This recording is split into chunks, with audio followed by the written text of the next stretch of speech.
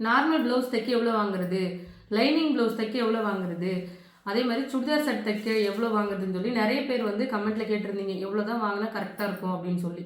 நான் வந்து இப்போலாம் யாருக்கிட்டையும் துணி வாங்கி தைக்கிறது இல்லை. ஆனால் என்னோட ரெகுலர் கஸ்டமருக்கு மட்டும் நான் இன்னும் துணி தைச்சிட்டு தான் இருக்கேன்.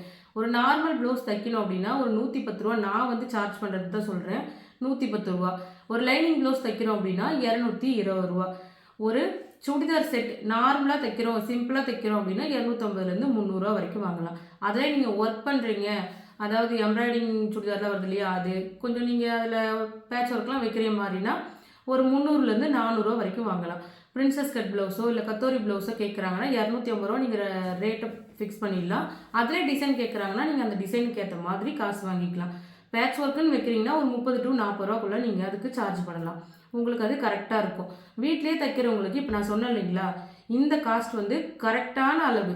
கடை வச்சுருக்காங்கன்னா அவங்க வந்து கடையோட வாடகை கட்டணும், கரண்ட் பில் கட்டணும், அதுக்காக அவங்க ஒரு 50 100 சார்ஜ் பண்ணுறது ஓகே. அதே தான் கடையிலையும் தைப்பாங்க. அவங்களுக்கு சில ஆல்ட்ரேஷன் வந்து வரதான் செய்யும். அதுக்குன்னு அவங்க தான் நல்லா தைப்பாங்க, வீட்டில் தைக்கிறவங்க நல்லா தைக்க மாட்டாங்க, இவங்க கம்மி ரேட்டுக்கு தைச்சி கொடுக்குறாங்க அதனால் துணி நல்லா தைக்க மாட்டாங்க அப்படின்னா எதுவுமே இல்லை. வீட்டில் தைக்கிறவங்களா இருந்தாலும் கடை வச்சு தைக்கிறவங்களா இருந்தாலும் அது வந்து அவங்களோட டேலண்ட்டை பொறுத்து தான் இருக்குது. நீங்கள் ஃபிட்டிங் கரெக்டாக வந்து கொடுத்துட்டீங்க அப்படின்னா உங்களோட கஸ்டமர் வந்து எத்தனை வருஷம் ஆனாலும் எங்கே போய் இருந்தாலுமே வந்து துணி தைக்கிறதுக்கு உங்ககிட்ட தான் கொடுப்பாங்க.